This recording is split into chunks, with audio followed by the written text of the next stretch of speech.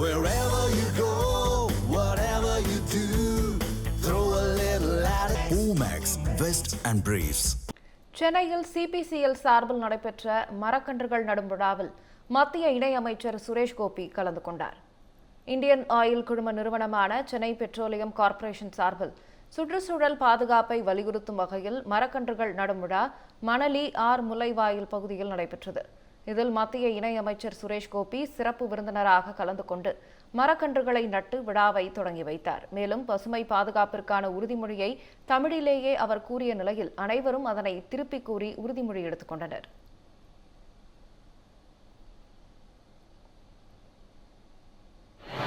நாட்டை தூய்மையாக வைத்திருப்பது நமது கடமையாகும்.